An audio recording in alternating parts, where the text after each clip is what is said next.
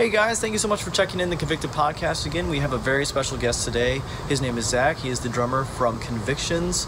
They are an international touring band, and we have also worked with them before at the Noise Box, at the venue that we help run as well. So I'm really excited to be able to have him on the show today, and we talk about some really cool stuff that I think you guys can apply to your band to really keep improving. Without further ado, let's go.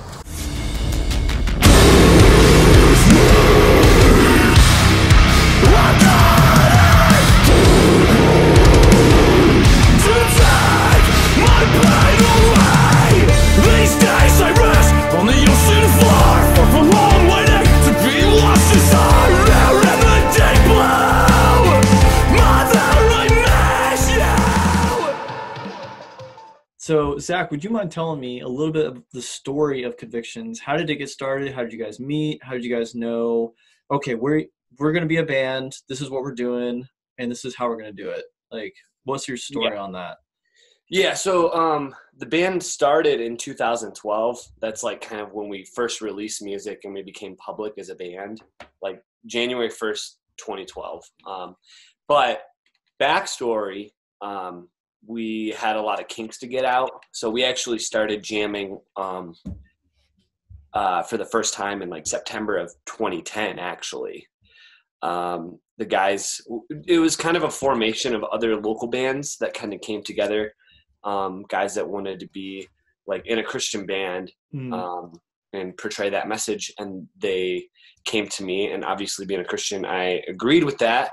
But at the time, I was like, I didn't feel like our lifestyles portrayed that, like being on stage and, being a Christian band. Like I didn't really feel good enough about doing it, like as far as like my lifestyle, and stuff like that.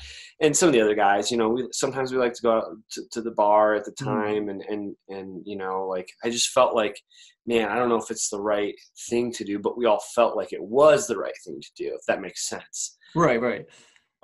So we were like, well, let's just write about that, and let's just be honest about it. Like let's put those struggles that we have in the music. And that's where the name Convictions came about, based on our convictions. Like we felt convicted about those things. Like Definitely. That it was like, well, but we also found that we wanted to stand up for, our faith and portray that in the music. Mm-hmm. So that's kind of where the origin came about.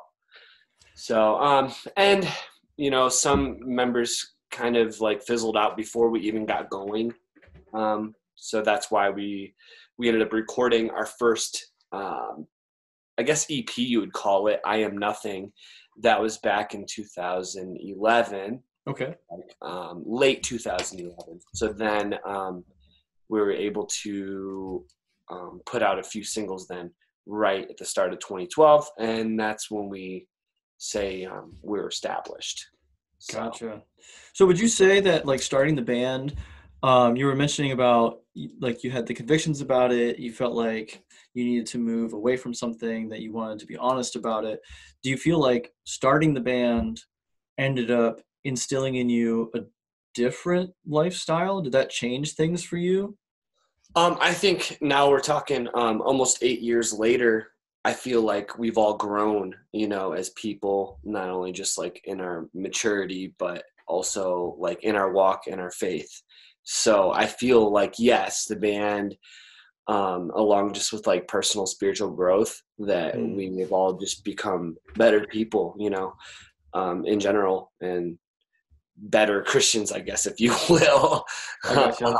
We're still not perfect. Obviously, we write about the struggles still. That's what we do. And I think that's what makes it so relatable for people, and we do want to be honest. We want to be honest in our music, where, a lot of contemporary Christian music is just all praise and worship. And that's great. That is great, but it's all, good. And, real life, Christian or not, there's a lot of bad, you know? I mean, I think I definitely would agree with you that a lot of like the Christian realm of music has become more fluffy is the term that I would use. It's like fluff. and Mhm. it doesn't really deal with like harder issues because like, oh, it's too dirty or whatever. It's like, are you kidding me? Jesus hung out with prostitutes and tax collectors, and tax collectors were really hated back then, Yeah. because they were snakes. All of them were. So like, I don't know. I'm glad to hear that you want to have more of an honest opinion on it and be able to say, okay, well, there's some messed up stuff because we're messed up people. So Yeah, I'm glad to hear that. and it's the things that like, Christian people still deal with, whether it's like lust or greed or, struggling with maybe an addiction or whatever. We've all, or depression or whatever it is, we've written about those things. And, people are like, wow, like Christians struggle with it too. I think it just makes our music more relatable as well, so yeah. Yeah, because it's unfortunate that sometimes, um, I would say sometimes people might see Christians as not people, like they're separate. I think that's But fair. unfortunately, Yeah. I think there's a lot of Christians that see themselves as not people. And it's like you're a person too. You're going through stuff. So I don't know. Hmm. It's a Yeah. weird thing to talk about because it's like sometimes the Christians need to be like, hey, come down off your high horse, and then Hmm. others are like, don't celebrate Christians as something bigger. Like we're people. We're going Yeah, through or things just like differently. struggles they don't want to talk about, Uh-huh. even though it just like more than likely there's people within the church that are going through these things, Right. but it's like, ooh, I can't talk about this kind of thing because I'm Christian. It's like too, like you said, like too dirty, and in reality, it should be the other way around. Like, God's here to help, Mm, so. absolutely. So yeah, let's talk about some of the touring that you've been doing. So you said you've been touring for a while now. I think when we were talking earlier, you said 2016? Yeah, that's when we first started pretty much hitting the road full time was 2016. It's when we signed to In Vogue Records and Okay. we got our first booking agent and stuff like that. Things have changed since, but So is that what got you started? Was the booking agent helped you with that first tour or? yeah, I would say so. That's kind of what got it started. Signing to In Vogue Records and stuff. Like we were doing some DIY touring, say in 2015. I think we did like, um, I mean, compared to what we do now, it was like really short. It was like maybe a week and a half here, Hmm. couple weeks there. I think it was like 2 DIY tours, um, which I mean, if we wouldn't have done, we wouldn't have landed our booking agent, anyways. Right. So it's funny how those kind of things work. So would you mind sharing a little bit about that? Like, what is the importance of a band going on a DIY tour to hopefully get into possibly like that next level? Like, how do you go about starting a DIY tour or like planning it? How do you make those connections even? Because some people like, wow, that's in all these other states. I don't even know how to do that. Like, what would you say helped you guys with those first couple of tours? Yeah, so I think a big thing is just obviously playing locally is huge. First of all, you want to start there. You want to build a following locally, and that's what we had done. And then you want to kind of drift out regionally, you know. So where we're at in Ohio, it's actually a pretty good spot because, a few hours each way, you kind of have a major city, like regionally.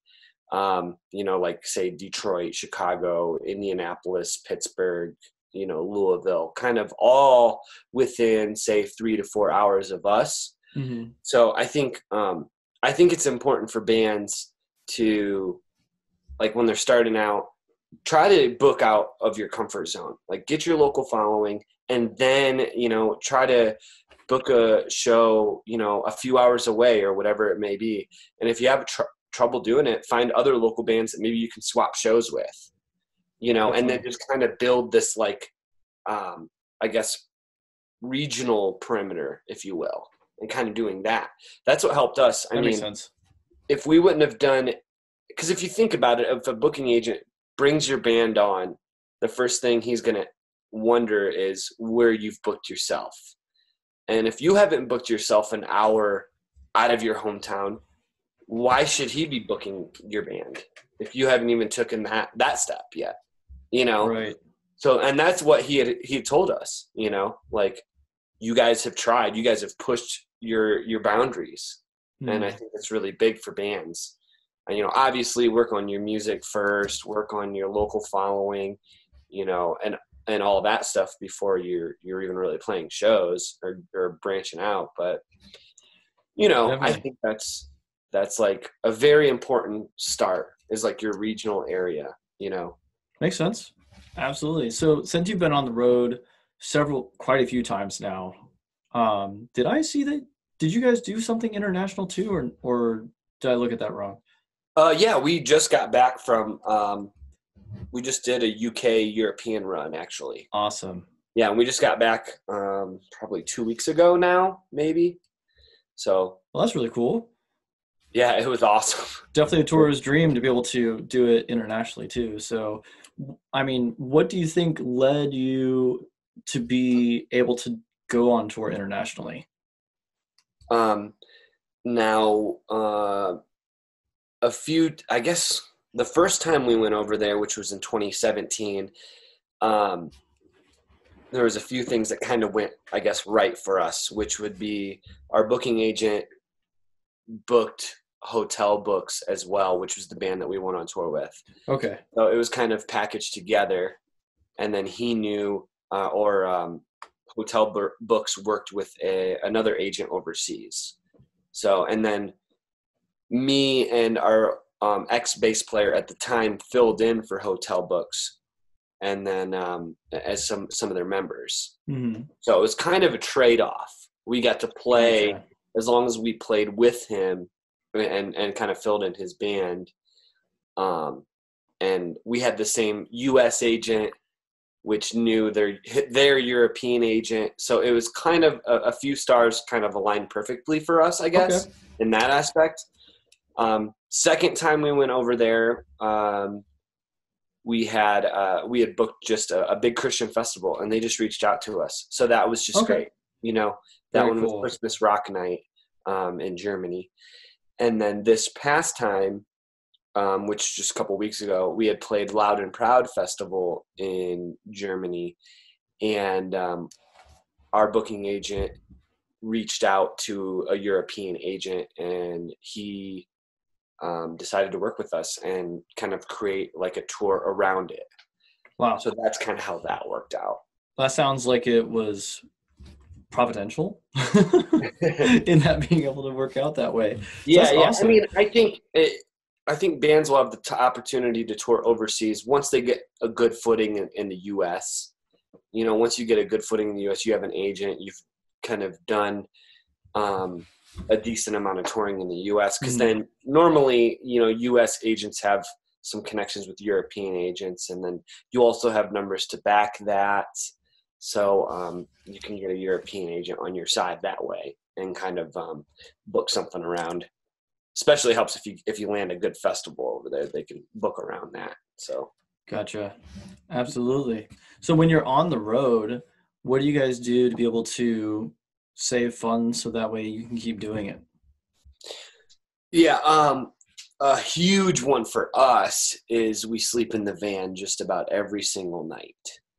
Um, it is roughing it, but you know, there's bands that we've toured with that say, well, you know, you sell a few T-shirts, you can get a hotel room. You know, you just sell a few T-shirts and get a hotel. Although that may be true, you know, if you're talking a hotel, say you're on the road, a good tour is 30 days, you know, Hmm. and you spend, let's just say $100, probably more per Hmm. night, you know, you're talking 3 grand just right there. Immediately. So, you know, that right there could pay for your merch expense and some just for the tour, you Absolutely. know, or you can have take home money, you know. So we would rather rough it on the road to have that padding at home, you know, Right. and, That makes and be sense. able to make money, because then when we come home, you know, that money stops. So any little extra you can do like that, you know, you have to cut those corners, you know, and just rough it. Absolutely. Do you guys have jobs outside of the band too? Yeah, right now, yes. Yeah. So we all had part-time jobs. Okay. And I'm So I'm assuming they're all flexible enough to be able to keep yeah, you on they tour. are. Luckily we all have jobs that let us tour, and I think as long as we work hard when you're home, and you put in your time, they let you do it. I think Definitely. there's a lot more jobs out there that let bands tour than you may think, or that people may think. I've just been upfront and open about my job. Yeah, I had to step down to part time, but it Yep. seems like they value me there enough to let me do it. Well, that's good. I think part of it is knowing the management, like knowing who your managers are, if they're going to be cool with it. Like you were saying, a lot of jobs will be willing to do it if you're a hard worker and good management, because some places they just stick really too close to policy when it comes to that. Yes, a lot of places do, and I think it depends on maybe, like you said, how you know the managers, or how long you've been with the company. That too. So yeah, I mean, I work for a company out here that it was the same company. Actually, it's Lowe's Home Improvement. I'm not afraid to admit it. Okay. That's where I work part time when I'm home from tour. Well, I have like 7 years back in Ohio. So when I came here, I just said, "Hey, this is like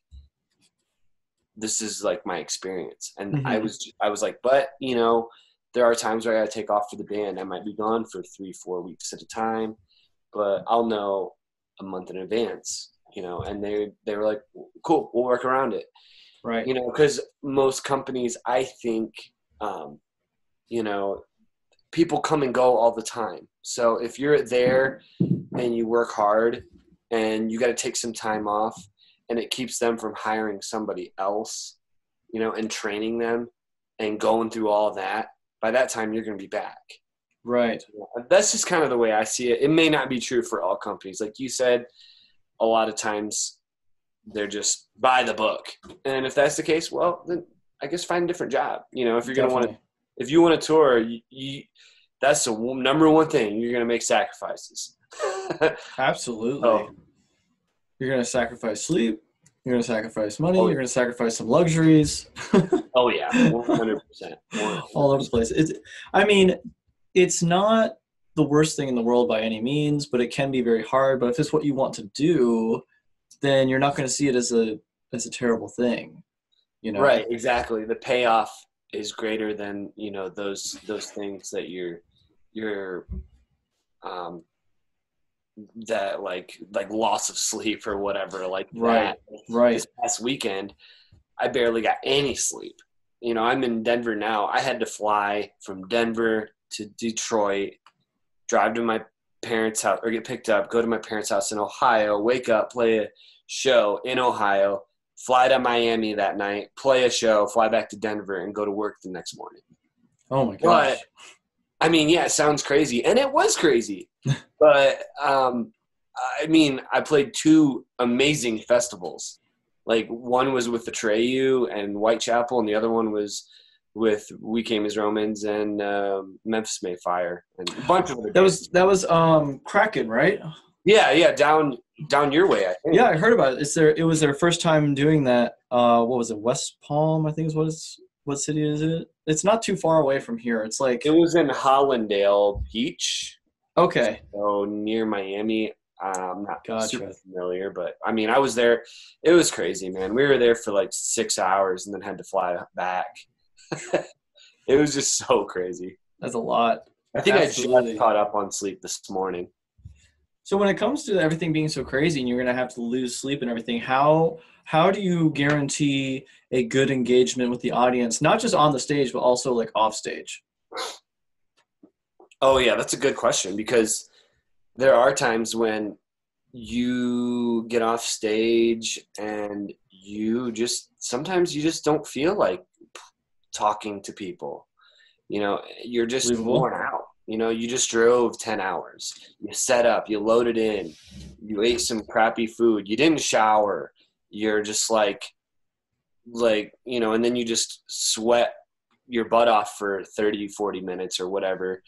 And sometimes you just want to just go just curl up in a corner and just sleep for a little bit or something. Believable. But you just push that aside, man. You just push it aside because that's when it's most important, is speaking with the fans, engaging with the audience on and off the stage. Because right. So if you've ever been to a Conviction show, which I'm sure you have, we take pride in always being at the merch table as a group at some point in the show, whether it's right after we play, whenever we can get our gear backstage situated or whatever, you'll always see us four at the merch table. Oh, so you guys have agreed to have all four of you at the merch table at some point? Yeah, at some point. Okay. I was about to ask if you guys ended up like taking turns or like how that worked.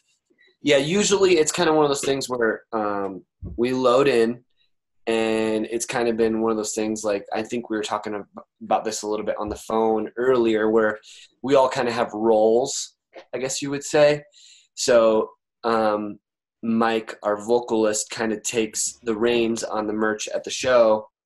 Like I said, I do it all here in Denver outside of touring, but when it comes to touring, he kind of takes that part over.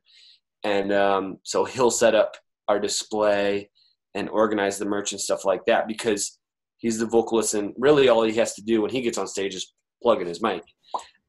Yeah, and Daniel and Josh, they have their rigs, their pedals, their bass guitar, all that stuff, and I have my drum set. So, and we have to usually backline if we're on tour, get that stuff ready, get things all settled stage-wise while he's doing that. So, yeah, I don't know where I was going. Well, I think we were talking about taking turns with the merch table, and I think you were saying that the vocalist, it sounds like the vocalist kind of goes over to watch the merch table for the most part. Yeah, he kind of takes that reign, and then obviously during the show, though, we will try to rotate a little bit if he needs a break or if he has to go take a phone call or go get a cup of coffee or whatever the case is. We'll try to take care of that. And then, but at some point during a Conviction show, we'll always all be there. That's awesome. It's just like, I think it's important. I think it's important for fan engagement. It just brings loyalty to your fans. And on a spiritual level, there's been stories that have been shared with me that like, if I never would have went and talked to the fans, like I never would have heard those things. I wouldn't even probably have a good idea of the impact this band is making if I didn't do that. Right. Like the impact, and it's almost like fuel too, because like when you're so worn down and stuff, you're realizing these people telling their stories or coming up and asking for autograph or whatever the case is, that's like, it's all giving you that fuel that you need, because it's like, wow, we're doing this and this whole thing has purpose. You know what I mean? Definitely. I mean, it sounds like that's the reason why you started too. Exactly. And so when you see those things, like start to come out, like it's just more, confirmation from God that just like, okay, this is where we need to be. We're doing Definitely. it. I gotcha. So I have a little bit of a harder question for you. Mm-hmm. And I'm hoping that you're okay with sharing. Oh, I just want to hit back real quick. I heard you say when you mentioned about, I'm not going to be ashamed to say that I work at Lowe's. Like, honestly, no one should be ashamed. If they are real bands and musicians and on trying to go on tour, you're going to have to work at who knows what places to make sure that it happens. I mean, there's no shame in that because you're achieving your dream. So yeah. And I'm not afraid to say it, because I am proud to say that, like, when I was full time there and I was putting every extra penny that I had into the band, and now because of the band, I'm able to step down and do it that part time. Right. And then so there is progress there. Absolutely. So. Yeah, you're taking care of what you need to do. You're being responsible. So exactly, and you have no shame there. And like, obviously, when I'm on the road, we do. I am proud to say too that we make enough money when we're on the road to be able to cover our bills. But then, like I said before, we're just at that level now that once we get home from tour, that income stops. And Right. so it's like, and yeah, we have some, like we have online sales in that where we make, a decent amount, but not enough to cover, All the 4 bills guys, and stuff. Right, like right. wages for 4 guys, and stuff like that. I mean, the goal is to eventually get there, to eventually be, to where we get home from tour and we don't need to go to work. Right, that is full-time musician, completely. Exactly. We can focus on the merchandise like 8 hours a day, instead Right. of packaging it up, after my part-time gig, but Right. we'll get there, we will. You got to make ends meet somehow, and you got to do what you got to do sometimes. So I'm happy to hear that you're doing that. And it sounds like you're making progress too. So Yeah. And you'll hear it, and like, don't get discouraged, but like, to people watching this, but like a lot of bands, some probably your favorite bands, they like have part-time gigs or some sort of like side hustle to compensate for that absolutely. loss of income after tour. So that's just kind of how the way it goes. And that's just something to keep in mind, if you do decide to go this way, 100%. So going to that question I was going to ask you, what is one of the hardest things that you can think of that you guys faced? It could have been like a mistake that you guys made, or just a trial or obstacle that came up that came into the band's life. And what did you do to overcome that? Oh man, we've been through a lot of them. Yeah, but one thing that always sticks out in my mind, and I don't know if you've ever heard this story before, but our van and trailer got stolen one time. Yeah. I may have. Unfortunately, I've heard too many of those stories. I don't know if it was yours or someone else's or. Yeah, so that was a huge trial, I would say, with this band. But overall, it was a huge blessing in disguise. So if we want to get into that, we can. I can explain. Go for it. What happened? Where were you guys? Yeah, so this was in 2016, the first year we started touring full time, and perfect way to start the tour. Yeah, exactly. It was kind of funny because going into it, it was kind of our first real big string of dates. We had a small run with Currents that led into this month-long tour with In Dying Arms, and then which led into the So What Festival down in Texas, and which led into a tour with Ice Nine Kills and Like Moss to Flames. Like basically all back to back to back. Jeez. Our first year of touring. So with that being said, we got to So What Music Festival, and that was down in Texas.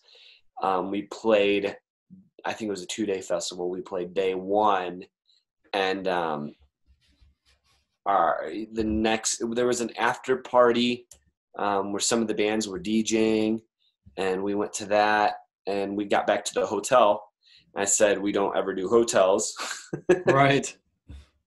But in this case, like, we were playing the biggest festival we had played of our career, at this point. So, like, family members, girlfriends flew in to Texas, and they actually put us up in a hotel for us. Oh, nice. We didn't actually buy it. So it was like, okay, cool. We never stay in hotels, but let's do it because, it's getting covered. And, lo and behold, the next morning we go out and the van and trailer's missing, and oh, man. The guys call me up, and we all have keys. And I'm like, well, call the guys and see. Maybe somebody took the van to go get donuts or something this morning. I don't know. Everybody's accounted for. All keys are accounted for. So we're like, well, maybe it got towed. We kind of did park it in the back, and we parked it right up against a fence. I'm talking like this close. At the time, we had one of those trailers where you opened it was like barn door style.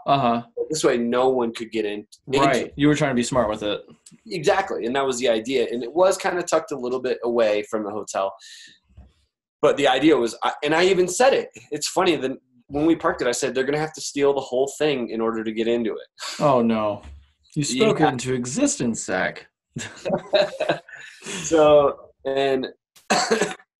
So yeah, that happened, and we called around to the tow trucks, and there's no sign of it. Call the police. They said, well, we have to, we're going to have to just, fill it out and make a registration or whatever it is, saying that it's stolen, report it stolen. And I'm like, and then that's kind of when it hit me, Right. Because I don't know. I just figured it was in some impound lot or something. Like maybe we weren't parked in the right spot. Right. So that was wild. I don't know. We didn't know what to do. Our booking agent at the time was in town for the festival. He met up with us. We all kind of split up. We had rental cars that, some of the family members and girlfriends had, that we were kind of buzzing around trying to check pawn shops for our gear. Just kind of checking any leads that we could get. Some of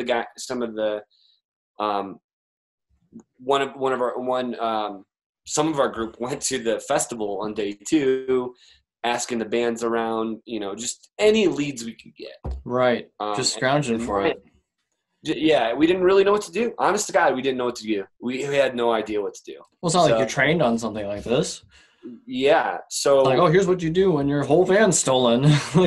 Everything was gone. I mean, we were lucky enough to where John, our ex-bass player, who had a kidney transplant a couple years prior, at least he had his medication in the hotel room. Oh, good. So we were trying to find a silver linings. Like, at least John has his medication. But a lot of our luggage, our merch, everything was kind of down in the van. I think each one of us might have had like a backpack with a few things on us. Right. So, man, like, it was just one of those things where we had to, like, 110%, like, just give it up to God, because we had no idea what to do. Like, we just kind of all sat together in the hotel lobby and just prayed about it and just asked God to just figure it out for us, because we didn't know. We didn't know what to do. So what happened next?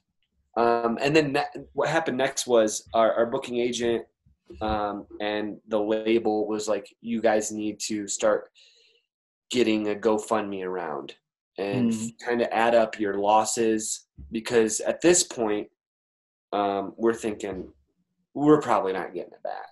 Like, none of this stuff. Right.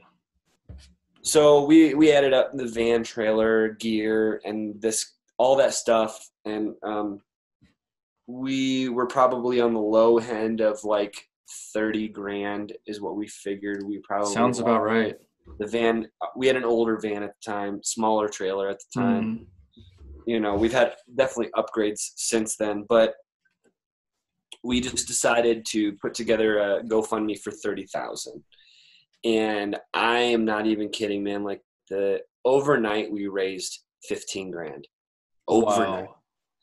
That's a lot of support. It was, it was crazy. Just fans around the music community, everything. We had like 10K on the GoFundMe, and then somebody donated $5,000 privately straight into our Jeez.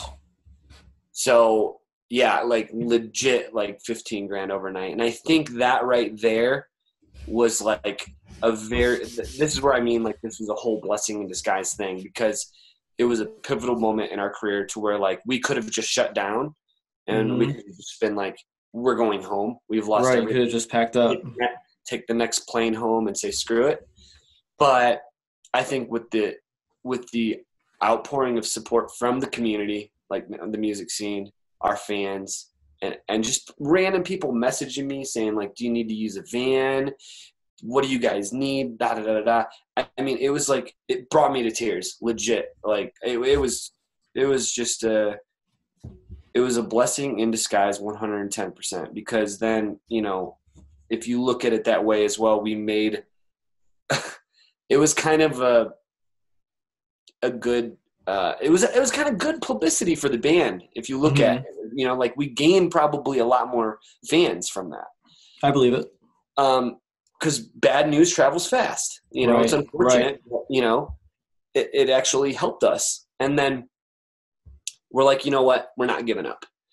We're getting the next flight to start the next tour. That's what we're going to do.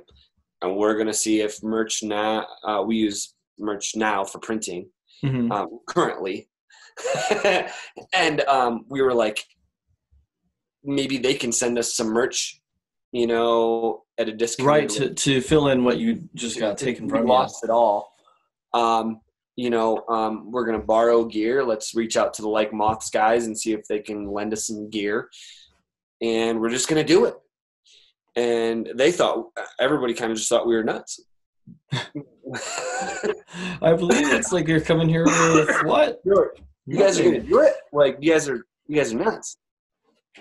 I try. And anyways, we get to the airport, and then I get a call from the police department saying they found our van and trailer. Really? So, yeah, when we were at the airport. So what we did was we had our group pick us back up, like our family members and stuff that were still in town, pick us back up from the airport in the rental cars and take us to the impound lot to check out the van. And it was a miracle. They didn't get into the trailer. Really? But I had my drums, we had luggage, we had merch, everything. Almost everything. In the trailer. Like, we have the locks on and stuff like that. We had the trailer locked to the van, to the hitch locked to the van. So we had where they hot wired the van, they busted the windows and ransacked the van. So we had lost like 2 EVH amps, if you know anything about that. I think that's probably $3 or $4 grand. I don't play guitar, but we had to replace those. And then, the damages to the van, we lost those flights. So we were we came forward with a post and said, we took the GoFundMe down. We said, if anybody wants their money refunded, reach out to us and we'll refund it. If not, it's going to go towards those flights we lost, the shows that we had to miss, replacing the amps, and then personal items. We lost some like expensive sunglasses, shoes, some like Nintendo DS's at the time. So that's a lot. And yeah, we still did lose quite a bit, but like that GoFundMe money, it was able to cover that kind of stuff and give us like a little extra padding. It was incredible. And most people were like, no, you guys have been through a lot. Keep it. Yeah, that's stressful, to say the least. It was Goodness so gracious. Oh my God. I was like, if we have to refund all this stuff, like, we want to be honest, like, we didn't think we were actually going to get our van and trailer back, Right. But, like, we still did have, a deductible with the insurance. And we had, like I said, we missed shows where we would have made money. We had to booked flights that we didn't use. We booked the hotel room extra nights because we're stuck there. We had to replace, personal items and 2 amps. So, like, I think people understood, Sounds like it. Absolutely. Well, it sounds like you had a lot of support in the midst of all that, and I'm sure that was really encouraging. It was. That was what was so encouraging about it, was the fans reaching out to us. And just like that confirmation it was like God saying, like, almost like, if I take everything from you, how are you going to react? And it's like, it was like a trial, and we like literally just gave it all to him and leaned on him. And he was like, and just like, it was like the story of Job, Right. And well, here you go. Here's your stuff back and a little extra. Like, it was incredible. A blessing in disguise. Absolutely. So I got a couple more questions for you, if you got the time. Yeah, of course. Good? Okay. Yeah, sure. So what is something you guys wish you knew earlier as a band? What do you think would have helped? I think I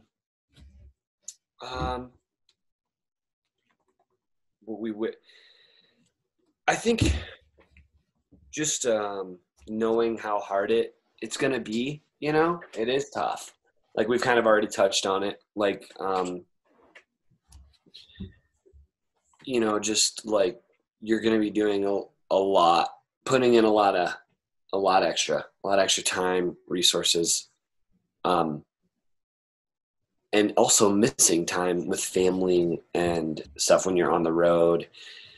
And you know it's going to be hard when you start a band, but you don't really. You're kind of excited, about everything. So I think that's one thing that like you like bands coming up probably should realize, that is just like know it's going to be hard and know that you might be giving 110% and getting a little in return, So I think that's maybe one thing I wish I would have known, The investment that it was going to take, the sacrifice. Yeah, the investment, or like maybe everything that we've done, man, we've kind of had to just do it on our own, and figure out the best way to do it. Whether it's, merch, from booking shows, writing music, and trial and error, man, So like if we had all those answers now, how would we have done things differently? Right. It's hard to tell. It's a catch-22. I don't know. Definitely. So off the top of your head, who is an artist that you have been listening to lately? Just whatever comes to your mind. Yeah, the new Counterparts record. Okay. Yeah, very good. That's like pretty much been on repeat ever since that came out, I think a week ago or so. Awesome. Yeah. Very good. Yeah, I like to be able to hear just what everybody's listening to, different styles. We did just play with We Came as Romans. I mean, I love their 2 new singles they put out, It's that too. Awesome. Very good. So I know we kind of touched base on what Conviction stands for in a sense, like we talked about that earlier, but in summary, what would you guys say that you're passionate about as a band? Or as a band? Yeah. I think in summary, we're passionate about, like, as a band, literally trying to help people and just witness to people. Even if they're not Christian or they're closed off to the idea, just we're still passionate about just showing them love. Just showing them that this music can still be for them too, and that somebody loves them, whether they want to like accept it or agree or anything like that. It doesn't matter, like we respect people for where they're at, so, but I think we just want to just show love. Good. I mean, from what I'm hearing you say, it sounds like you're kind of saying like, I'm messed up, you're messed up, but we're going to love each other anyways. Kind of. Yeah, exactly. Like, it's the same thing where like this guy that I work with, he's like in a black metal band, and I'm like, well, dude, like our version of metal is kind of like the complete opposite, but like it's still like the small metal community that we still, like, we can still get along and we can still stick together, Definitely. Even though we may believe 2 opposite sides of the spectrum, but yeah, it's cool. Awesome. Well, thank you so much, Zach, for joining us with the podcast, the Convicted podcast, and sharing your experiences, sharing your knowledge with everybody. So how can people find you guys if they want to check you out? We're pretty much on all major streaming platforms, Spotify, Apple Music. You can find stuff on YouTube, our music videos on YouTube. Our website is convictionsrock.com, and that has pretty much links to everything: merch store, Spotify, Twitter, Instagram, Facebook, all that stuff. Awesome. What's your handle name? Convictions Rock. Convictions Rock on Instagram and Twitter and Facebook. Awesome. Well, very good. Well, I hope that this somehow brings a lot of people over your way, and I really appreciate you sharing all this. I really think it's going to help a lot of people. Cool. Yeah. Thanks, man. Thanks for having me. All right. Thanks, Zach. I hope to see you soon and talk to you next time. All right. Thanks.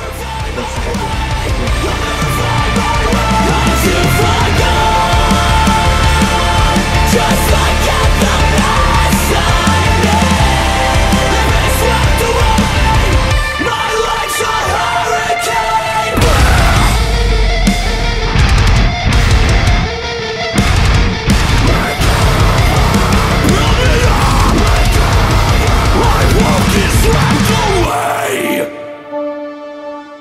A Again, thank you so much for listening to the Convicted Podcast. I really hope this helps you. If there is something that you found very helpful, please feel free to comment, write to us, let us know what you are seeing that's good. If you're applying something and it's changing how things are going for you, we would love to hear that as well. If there's something else that you want to hear talked about or discussed as a band, feel free to message us, comment, email, whatever way you want to be able to get to us, whether it's on Instagram, Facebook, Twitter, whatever it is.